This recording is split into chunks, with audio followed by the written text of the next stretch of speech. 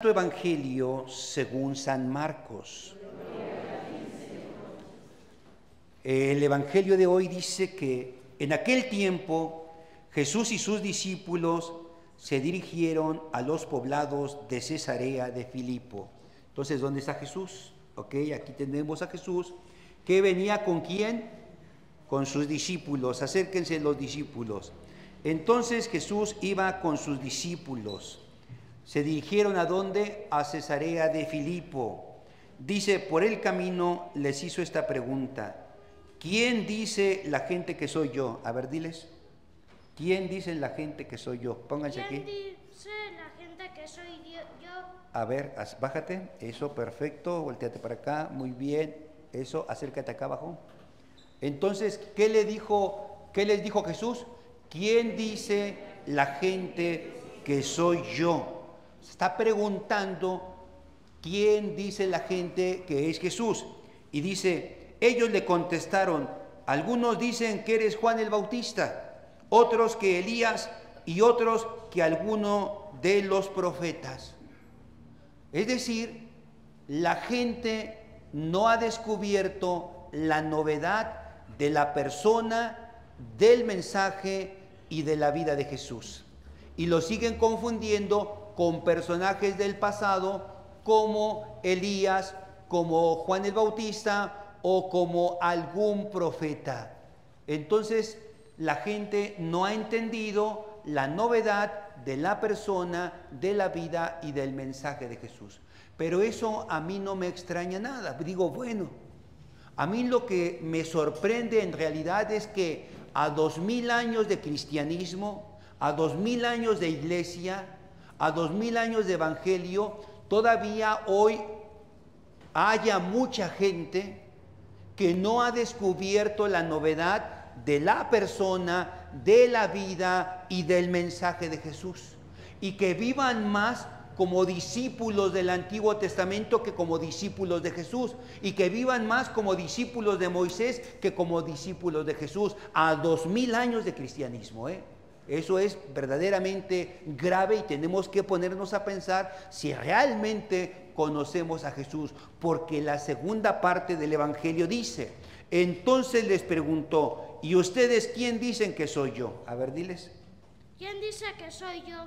Ustedes, los que han caminado conmigo, los que han bebido conmigo, los que han comido conmigo, los que me han escuchado, los que hemos convivido juntos, ¿ustedes quién dicen que soy yo?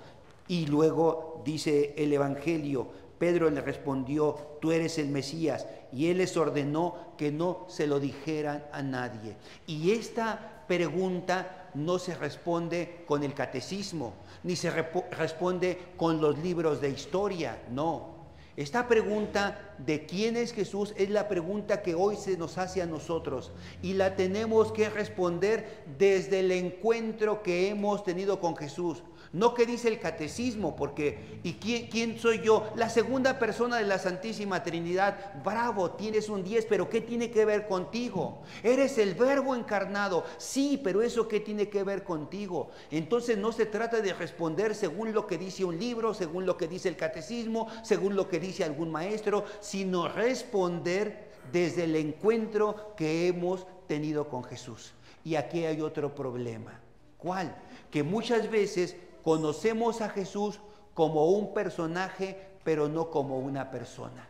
Lo conocemos como un personaje de quien nos habló el cura, la monja, la mamá, la catequista. Todo mundo nos ha hablado de él, pero nos han hablado de él como un personaje y no nos hemos encontrado con él como se encuentra uno con una persona. Y para conocer verdaderamente quién es Jesús, hay que charlar con él, platicar con él, encontrarse con él, dialogar con él.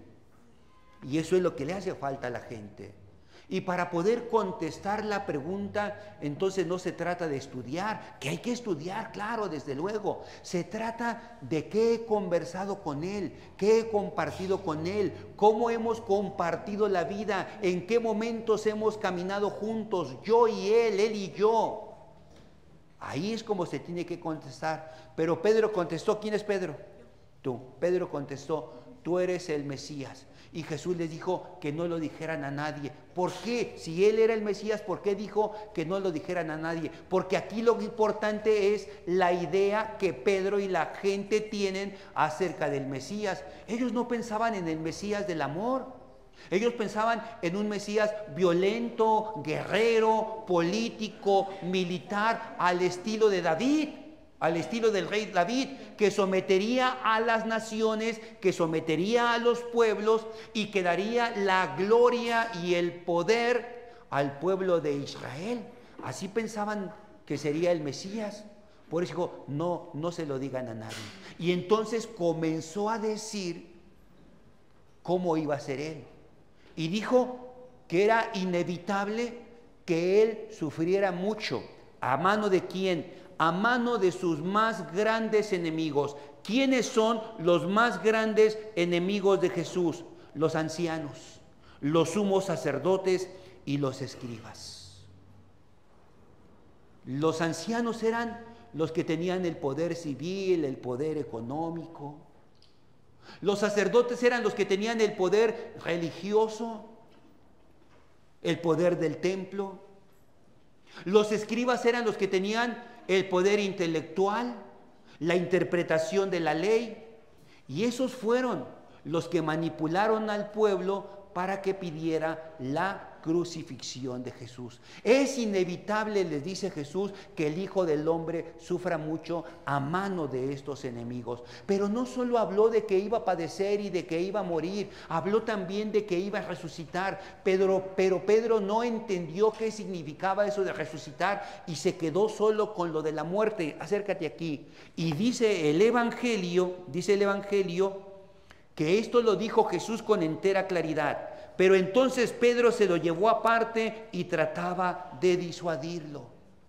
¿Qué le decía? No, eso no puede pasarte a ti. A mí desde niño, desde pequeño me enseñaron que tú vienes a triunfar, que tú vienes a vencer, que tú vienes a derrotar, no que vienes a sufrir. E intenta enmendarle la plana a Jesús, como si Jesús estuviese equivocado. Y entonces Pedro se lleva el más grande de los regaños, por lo menos a mi juicio, de parte de Jesús, que se encuentran en el Evangelio. Le dice Jesús, apártate de mí, Satanás. Lo llama Satanás. ¿Por qué? Porque tu idea no es la de Dios, sino la de los hombres. Porque tú no piensas en el Mesías de Dios, sino en el Mesías de los hombres. Porque tú no piensas en el Mesías del amor, sino en el Mesías del poder, de la gloria humana, del prestigio y de la fama. Siéntense para que escuchen con mayor atención. Y seguimos con el Evangelio. Entonces se lo llevó aparte, trataba de disuadirlo, y Jesús, delante de sus discípulos, para que también ellos lo entendieran, le dijo, apártate de mí, Satanás. Tu manera de pensar no es la de Dios, tu manera de pensar es la de los hombres. Y entonces llamó a todos sus discípulos y la gente, y les dijo, a ver, el que quiera seguirme, ¿sí? El que quiera seguirme, que se niegue a sí mismo. ¿Qué significa negarse a sí mismo? Que no sea egoísta. El que quiera seguirme, que no sea egoísta, que no piense solo en sí mismo. Eso fue lo primero, pero agregó algo más, que cargue con su cruz y que me siga. Por eso aquí pusimos hoy la cruz, para que no olvidemos que el día de hoy el Evangelio nos habla de ¿qué? De cargar la cruz. Pero cargar la cruz no es el dolor y el sufrimiento como normalmente lo entendemos, que sí, el sufrimiento está ahí presente. No, es en sentido positivo. Cargar la cruz es entregar la vida. Gastar la vida para que este mundo sea reino de Dios. Gastar la vida para que este mundo sea un verdadero mundo de hermanos. No el mundo de lobos, sino el mundo de hermanos. Y para eso hay que gastar la vida. Entonces, negarse a sí mismo, no ser egoísta y estar dispuesto a entregar la vida por los demás, servir a los demás, amar a los demás. ¿Y saben una cosa? Esto que pide Jesús lo pide para todos. Porque hay quienes creen y piensan que esto de negarse a uno mismo y que esto de cargar la cruz de cada día es cosa exclusiva de las monjas y de los curas. No. Negarse a uno mismo y cargar la cruz de cada día no es cosa exclusiva de las monjas y de los curas. Es para todo bautizado, para todo el que se dice discípulo de Jesús, para todo el que se dice cristiano. Es exigencia para ti, para mí. Tú y yo tenemos que vivir de cara a los demás. Tú y yo no estamos para otra cosa en la iglesia, sino para parecernos cada día más a Jesús. Se ve utópico, se ve lejano, pero para eso estamos en la iglesia. Para eso queremos conocer a Dios, para eso queremos acercarnos a Jesús, para parecernos cada día más a Él.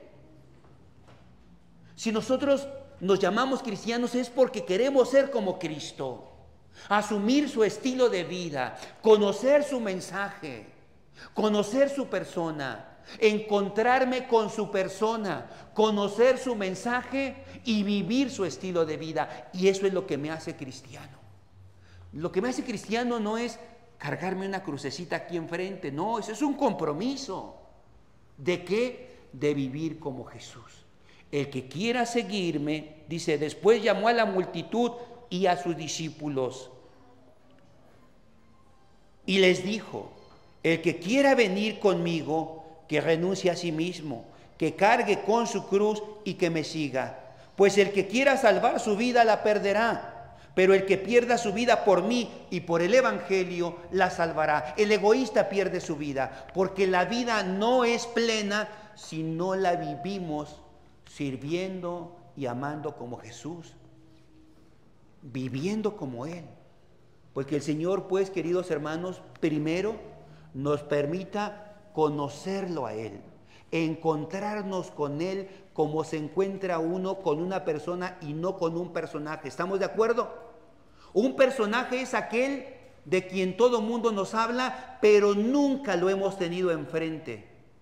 Un personaje es el que vemos nosotros a través de las redes sociales,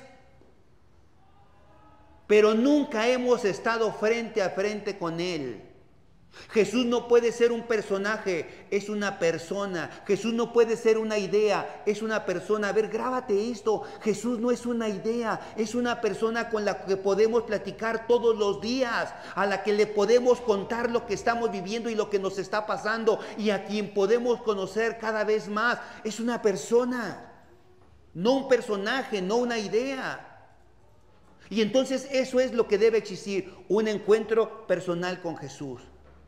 Y luego volvernos no en admiradores de Jesús, porque ¿saben una cosa? Jesús tiene muchos admiradores, incluso fuera del cristianismo hay admiradores de Jesús, pero Jesús no quiere admiradores, Jesús quiere seguidores. ¿Y el seguidor quién es? El que se niega a sí mismo, el que vence el egoísmo, el que carga su cruz, es decir, el que está dispuesto a vivir como Jesús vivió y a entregar su vida como Jesús entregó su vida. Y repito, nosotros no somos cristianos por otra cosa, sino porque cada día queremos parecernos más ¿a quién? A Jesús. Cada día. Para eso estamos. ¿Cuántos años te quedan para seguir trabajando en esto? Bueno, a los niños les queda más tiempo, para los adultos. Pero para eso es ser cristiano. Entonces pidámosle a Jesús que nos dé la fuerza, la luz y la sabiduría para que cada día nos vayamos pareciendo más a Él.